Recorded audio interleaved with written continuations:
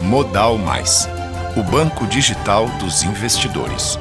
Com mais de 25 anos de história, somos uma plataforma que oferece a segurança e as facilidades de um banco digital, com a acessibilidade e a experiência de uma arquitetura aberta de uma plataforma de investimentos. Oferecemos uma experiência fluida, utilizando ferramentas de segurança e prevenção a fraudes de primeira linha, como o reconhecimento facial. Nossa tecnologia também está presente no cartão de crédito com o Motion Code, uma solução inovadora por tornar o código de segurança dinâmico e garantir mais segurança e proteção antifraude. Temos a educação financeira como uma de nossas missões. Modal Mais, plataforma de produtos, assessoria e educação financeira. Modal Mais, o banco digital dos investidores. Porque investir é evoluir.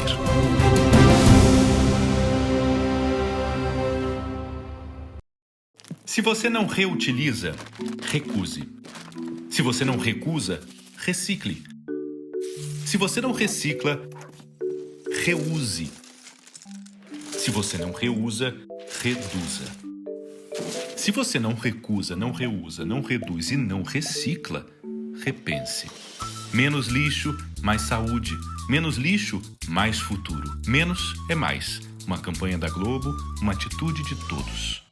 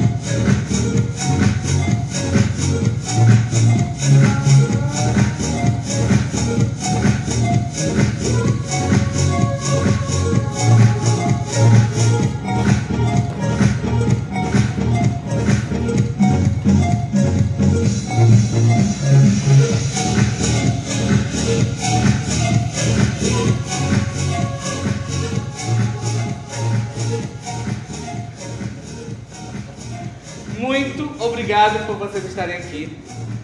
Muito obrigado mesmo. Olha, eu confesso pra vocês que eu esperava que vocês nem viessem, né? Sabe como é? O maior medo do Thiago era a gente fazer uma festa surpresa, chamar todo mundo, ninguém aparecer. Claro que nesse dia específico podia ser diferente, porque é meu aniversário, fazem 3 meses que eu não o vejo e ele vai chegar hoje. Esse é o meu maior presente. Nesse período eu fico um pouco nostálgico, porque eu fico lembrando quando a gente se viu pela primeira vez.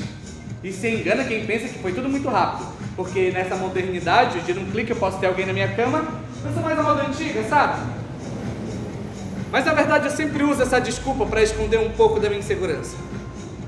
Por isso, eu sempre sigo o conselho do meu avô. Ele sempre dizia que cachaça e coração partido não se misturam. Por isso eu sempre bebo uma cerveja, que é para garantir que a minha dignidade seja preservada. Afinal, tem gente que tira proveito da fragilidade dos outros para ganhar algo em troca. E eu não falo de bêbados ou de amigos.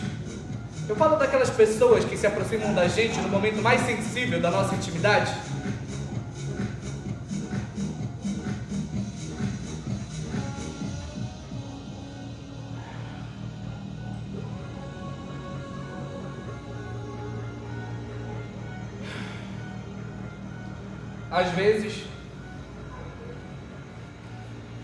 Às vezes eu acho que nós somos o resto de tudo que os outros tiram da gente. Mas aí eu lembro também que a minha consciência interior, ela sempre fala que a gente também se alimenta daquilo que os outros trazem.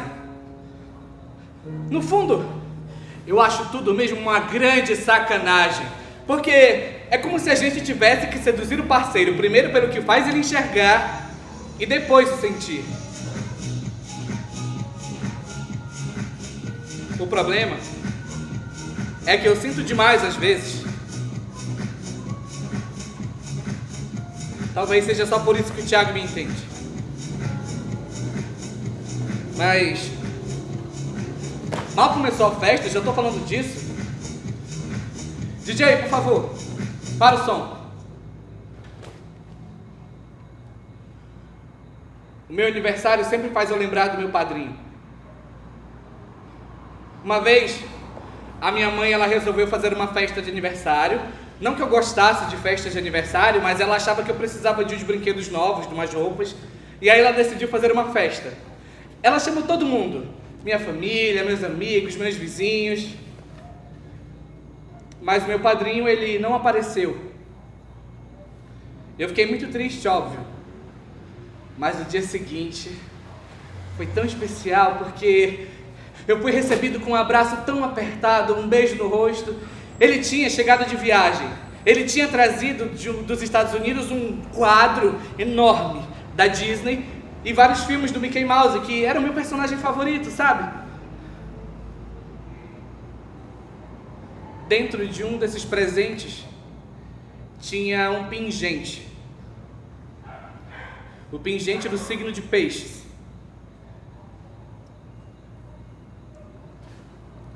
Eu confesso que eu tenho um certo de preconceito com pessoas que julgam os outros pelo signo. É como se a gente tivesse que colocar em apenas 12 signos do zodíaco todas as milhões de personalidades existentes no mundo inteiro. Mas, por curiosidade, o meu padrinho ele era do signo de Peixes. Por isso ele me deu aquele pingente. Aquela teria sido a última vez que eu o tinha visto. A princípio, achavam que era só mais uma de suas escapadas corriqueiras do casamento. Mas depois, eles perceberam que se tratava de algo grave, porque ele sumiu por 2 dias e ele não dava notícias. E de repente, eu estava no meio de uma delegacia, junto com minha mãe, minha tia, minha madrinha. Eu ainda nem tinha aberto os presentes do meu aniversário, quando eu sabia que ele não voltaria.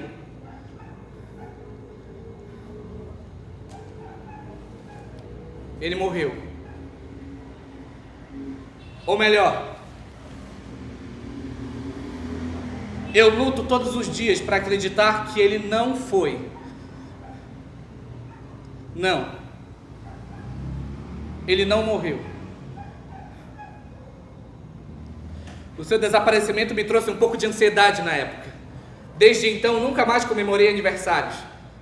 Porque eu sempre tinha medo que depois que as pessoas fossem para minha festa, elas começassem a desaparecer.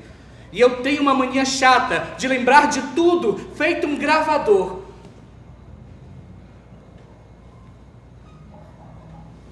Eu só queria lembrar da face do meu padrinho.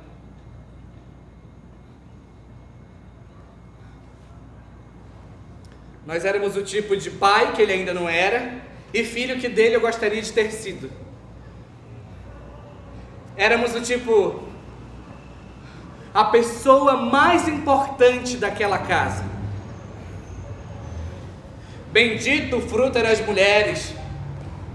Ele amava as mulheres. Ele tentou me ensinar a amá-las também. Até pouco tempo antes do seu desaparecimento, a gente tinha as mesmas cicatrizes. Isso mostra que, até pouco antes disso, a gente tinha muita coisa em comum.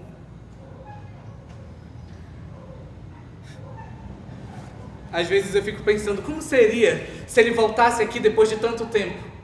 Porque eu nasci praticamente aqui, nessa sala, e eu ainda moro aqui. Ele saberia que eu estaria aqui.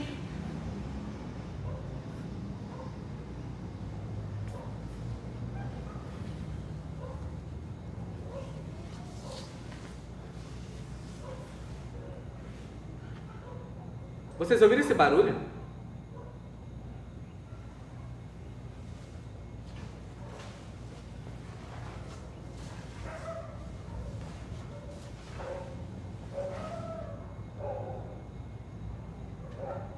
Vocês têm certeza que não estão ouvindo esse barulho?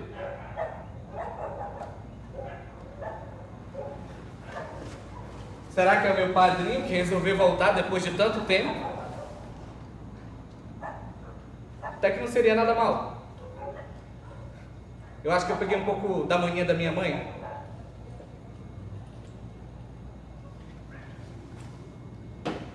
Não que ela esperasse que ele voltasse o tempo todo, mas não seria nada mal.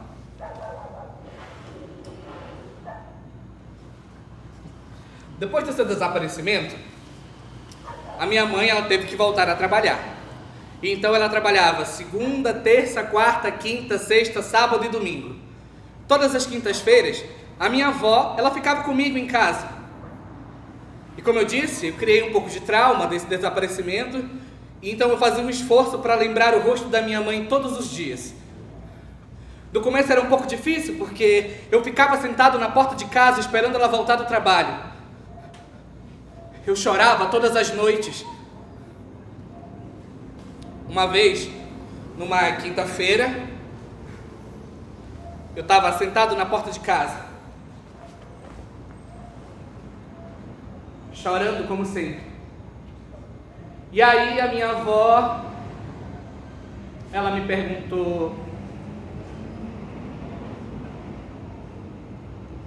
tá chorando por quê?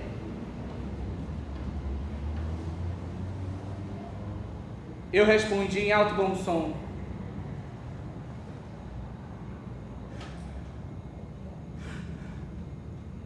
eu só quero a minha mãe. Ela então me disse: não chora, a tua mãe não vai voltar nunca, ela nem gosta de ti. Você parece um porco.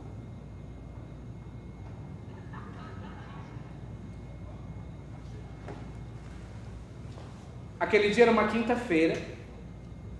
A minha mãe saiu para trabalhar e logo depois ela foi para uma festa com as amigas. E a minha avó simplesmente não avisou. A minha relação com a minha mãe, ela sempre foi um pouco complicada, mas nada que fosse tão descomplicado. Uma vez ela arranjou um namorado muito engraçado. O nome dele era Alexandre. Ele era meu professor de química na escola. Eu estava no terceiro ano, era o ano de eu fazer vestibular. E assim, eu nunca fui tão bom em química, mas eu passei todos os anos. Mas desde que ela começou a namorar esse rapaz, tudo ficou um pouco diferente, porque eu comecei a reprovar justo na disciplina em que ele era o meu professor e ele era namorado da minha mãe. Mas eu confesso para vocês que dava sempre um pouco de inveja, porque ele entrava sexta-feira lá em casa, entrava no quarto, demorava para sair. Eu ficava com inveja, eu queria ter um namoro daquele. Mas o ano foi se passando, né? Eu fui reprovando, né? Então, chegou o período do vestibular e, por incrível que pareça, eu era o único aluno reprovado em química. Para mim era muito difícil entender o porquê, porque o meu professor de química, namorado da minha mãe, que me dava aulas em casa, tinha me reprovado. Eu cheguei muito puto da vida naquele dia. Abri a porta de casa, ele estava lá na sala. E aí eu chamei ele pra gente conversar um pouco. E eu questionei. Por que eu tinha reprovado em Química?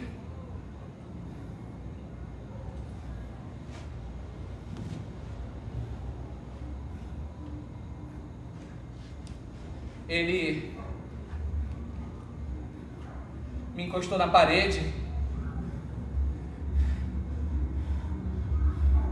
Ele me encostou na parede com muita força. E de repente eu vi a sua mão encostando em mim.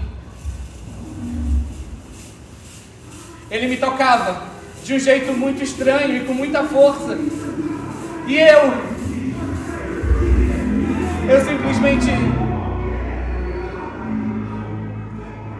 simplesmente não resistia. Eu sabia que tinha alguma coisa de errado ali. E ele olhou no fundo dos meus olhos e disse: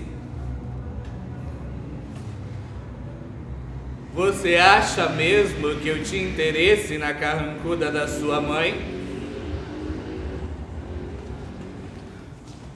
Eu ainda sem entender muito, eu perguntei: por que você está falando isso da minha mãe? Ele disse em alto e bom som: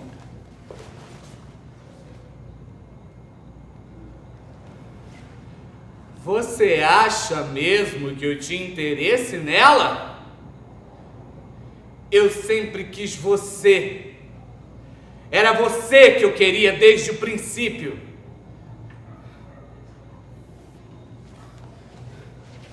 E de repente, eu vi um homem de quase 2 metros de altura em cima de mim.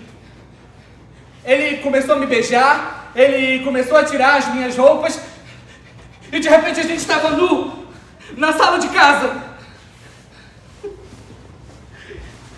Eu não conseguia resistir, mas eu sabia que aquilo estava muito errado. A gente ouviu um barulho na porta, e era minha mãe. Então, aquelas 2 pessoas estavam lá nuas. Ele saiu correndo. A minha mãe saiu correndo para o outro lado. Ela entrou no quarto. Eu fui atrás dela. Mãe.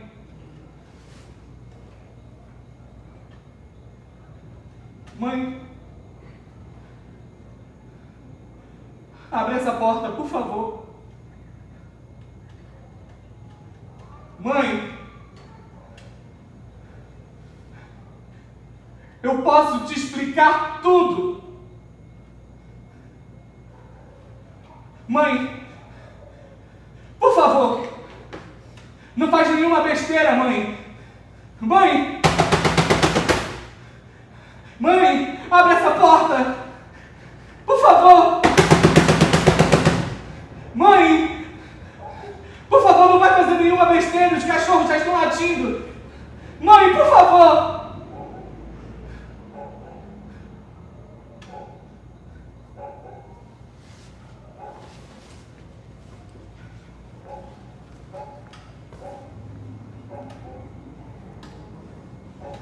Já era um pouco tarde, ela tinha arrumado as malas e foi embora. Eu tive muito medo. Eu tive muito medo que ela tomasse o mesmo caminho do meu padrinho e nunca mais voltasse.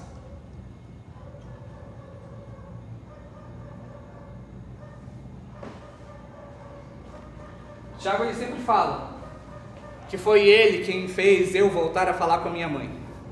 Olha, no fundo tem um pouco de verdade nisso. Porque quando a gente começou a namorar, a gente marcou um ao outro no Facebook e minha mãe foi a primeira a comentar. A gente ainda nem tinha se adicionado. Eu não seguia suas redes sociais. Nisso, eu acho que ele tem razão. E aí vocês devem estar se perguntando, onde é que a minha avó estava nesse tempo todo? Ela que ia às quintas-feiras. Então ela passou aí às quintas, sextas, sábados, domingos, segunda, terça, quarta, ela ia todos os dias. E era tudo que ela queria. Ela queria morar na mesma casa que a minha mãe, queria ser a dona dela. Ela queria ser a dona de tudo. Ela queria ser a dona da minha vida. Mas eu perdoei a minha avó por isso. Porque eu tive a oportunidade de conhecer a sua história. Imagine só. A vida que gerou a vida, que me deu a vida. Eu sempre fico pensando, como que a gente veio parar aqui? É aí que eu lembro da minha avó. Porque se não fosse por ela, a gente nunca subiria nenhum degrau. Mas eu a perdoo mesmo assim. Imagine só, uma menina de 5 anos que veio morar em Manaus. Ela era do interior do Acre. Aos 10 anos, ela foi estuprada pelo pai. Aos 15 anos, ela contou para sua mãe e levou uma surra. Aos 20 anos, ela casou-se com seu primeiro marido. Aos 25 anos, ela mudou-se de casa. Aos 30 anos, teve a sua primeira filha, minha mãe. Aos 32 anos, teve a sua segunda filha, minha tia, Renata. E aos 35 anos, ela teve a sua terceira filha, a mais nova, a minha tia Alessandra. Ela deu tudo que a gente tem hoje. Tudo de bom e do ruim.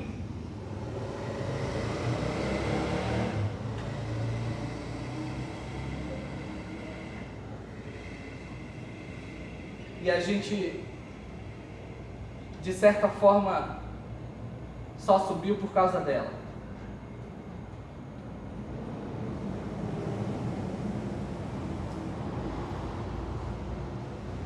E mais uma vez,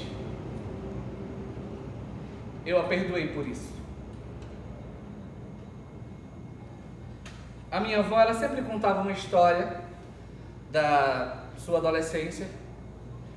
Aos 18 anos, ela foi procurar um emprego. Era muito difícil viver em Manaus na década de 80. Ela saiu às 5 da manhã e voltou às 6:30 da noite. A minha bisavó, sua mãe, Delmira, ela a culpou, dizendo que ela tinha saído para namorar. E ela levou uma surra que jamais foi esquecida.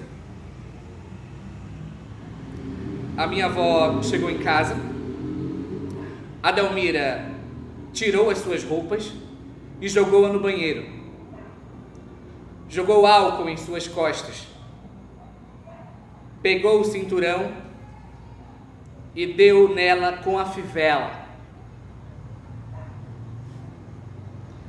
Depois da surra, minha avó jogou o sabonete em cima da minha bisavó. De raiva, a Delmira pisou no pescoço dela e pediu para ela rezar a ladainha de Santo Antônio. Santo Antônio, rogai por nós, intercedei a Deus por nós.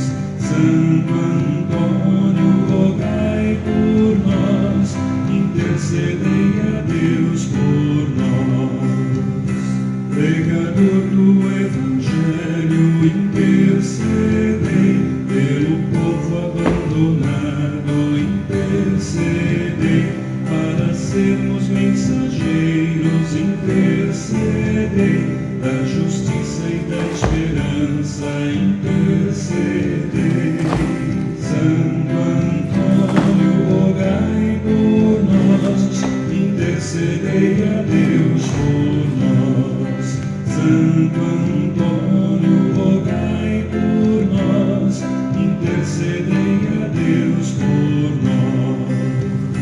Mestre sábio da verdade, intercedei pela igreja peregrina, intercedei pelos jovens namorados, intercedei pelos lares em perigo, intercedei. Santo Antônio, orai por nós, intercedei a Deus por nós. Santo Antônio, rogai por nós, intercedei a Deus por nós. Vós, irmãos pequeninos, intercedei pelos pobres e doentes, intercedei pelos tristes e abatidos, intercedei pelos povos oprimidos, intercedei. Santo Antônio, DJ, para o som. nós.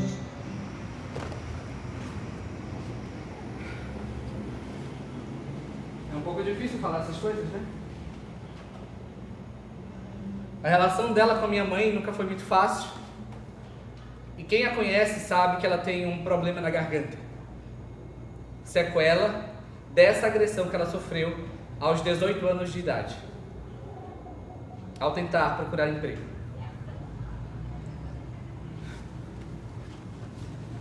Queria até um pouco mais de cerveja, mas não tem. Ai, falta pouco para o Thiago chegar. E eu fico muito feliz que vocês realmente estejam aqui, porque cada uma de vocês foi uma pessoa especial.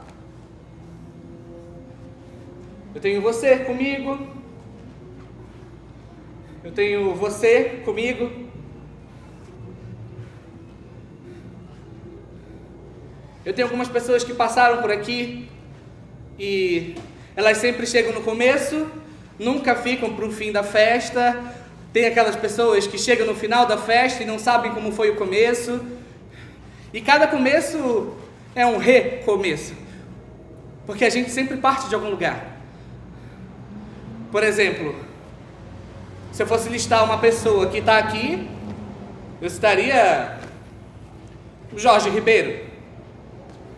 Jorge Ribeiro é uma pessoa especial para mim, porque a gente se conheceu, a gente virou amigo e a gente compartilhou momentos. A gente teve muitas primeiras oportunidades e ele está aqui comigo. Ele é um convidado.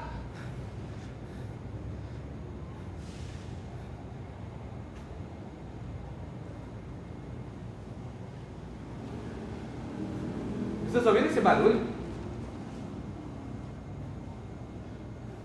Não, eu não estou falando do latido do cachorro, nem das motos passando.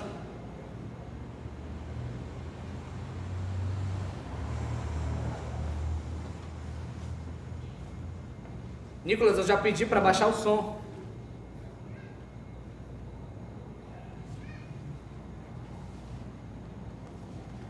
Herbert, por favor, não se mexe aí atrás. Tá dando tudo certo. Porque se tiver muito barulho, eu não consigo saber se ele está chegando. Apesar de eu saber que pelo horário está muito cedo. Mas pode ser o meu padrinho que resolveu voltar. Nunca se sabe, né?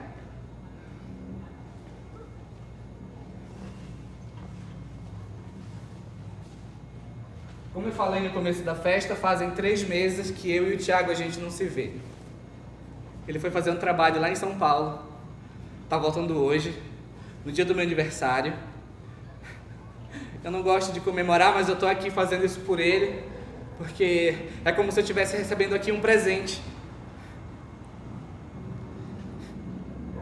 Eu lembro a primeira vez que os meus olhos encontraram com os dele, porque foi no corredor de um sindicato que eu trabalhava, ou melhor, num teatro que eu trabalhava. As coisas sempre foram muito engraçadas, porque se ele visse assim como eu vejo, talvez ele se encantasse pelo que se tornou. é que aquelas digitais sempre escrevem a nossa história. E uma dessas histórias que eu vou contar agora é quando ele me pediu em namoro.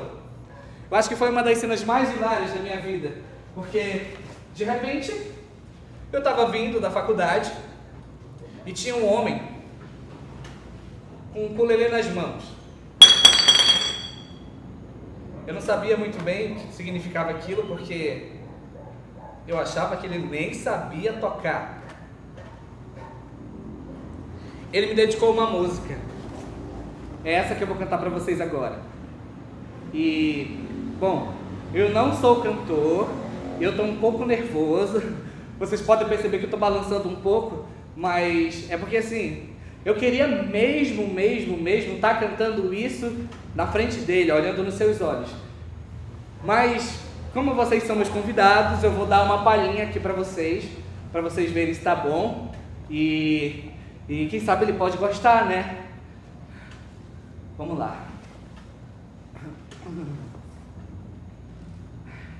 Vai dar tudo certo.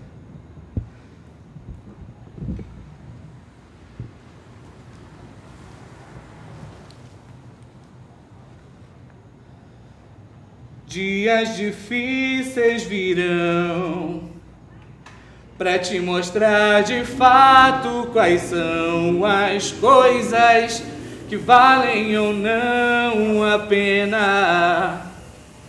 Perdoa às vezes, meu bem, que eu provoco silêncio escuro e que ensurdece até a alma de quem tenta entender. Um dia desses eu vou cantar a sua canção na tela da TV, só pra todo mundo ouvir e nem saber quem é você. Mas deixa assim discreto e quieto, o teu nome eu mesmo chamo. Eu te faria um álbum inteiro pra dizer que eu te... Caminhos tortos são regados de espinhos sem flores, mas no final das suas dores você vai lembrar que paciência é virtude de quem sabe o que faz. Tudo bem estar confuso às vezes, só não pode ser demais. Um dia desses eu vou cantar a sua canção na tela da TV, só pra todo mundo ouvir e nem saber quem é você. Mas deixa assim discreto e quieto, o teu nome eu mesmo chamo. Eu te faria um álbum inteiro pra dizer que eu te...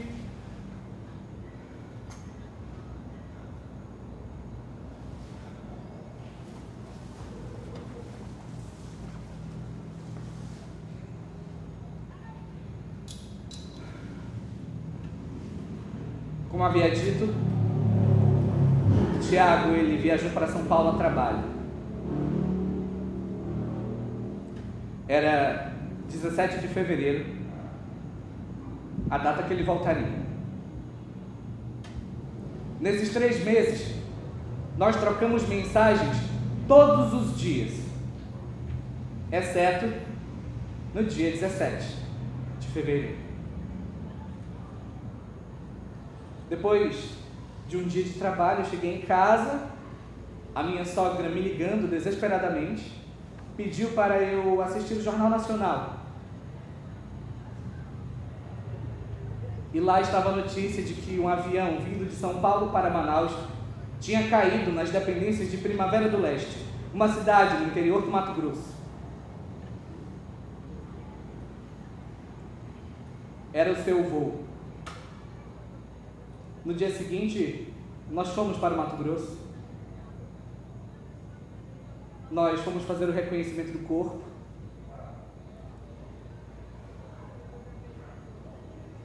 Em meio aos corpos, nós encontramos. Ele tinha tatuado no braço o planeta Saturno.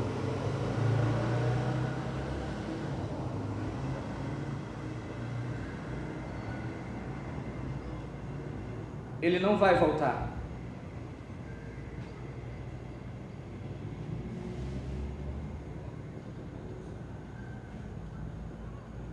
Ele não vai voltar.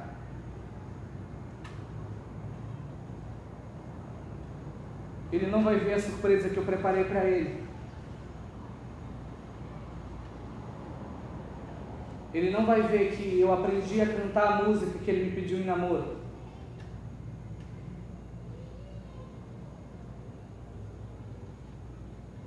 Ele não vai ver meus convidados, meus amigos, seus amigos também.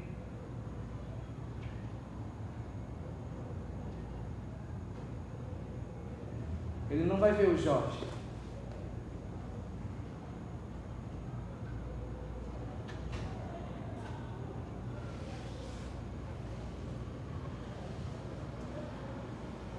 Um dia depois do velório, eu abri a minha caixa de e-mails e nela tinha escrito um e-mail no dia 17 de fevereiro, meu aniversário, dia que ele voltaria, horas antes dele embarcar naquele voo. E a mensagem dizia: em algum lugar do céu ainda é amor. 17 de fevereiro de 2020, pouco antes da pandemia.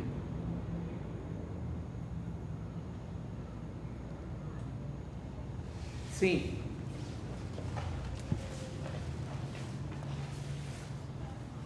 Eu respondi aquele e-mail.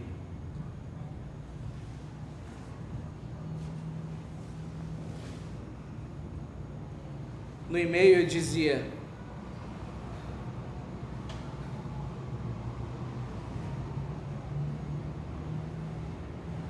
eu escrevo para dizer que eu sinto a sua falta, que a estrada sem você não é segura e que o bolo do nosso último aniversário foi comido pelas baratas, mas as velas ainda estão lá para serem reacendidas.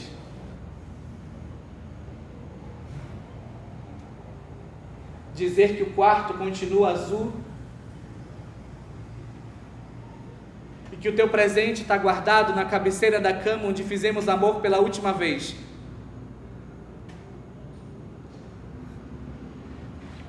Eu chorei inúmeras vezes ao dia sentindo a sua falta.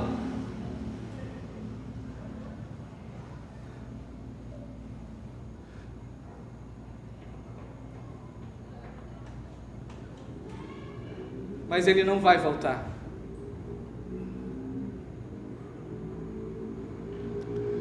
Ele tomou o rumo do meu padrinho.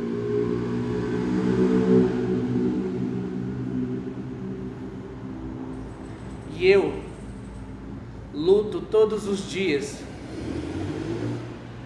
para acreditar que não. Ele não morreu.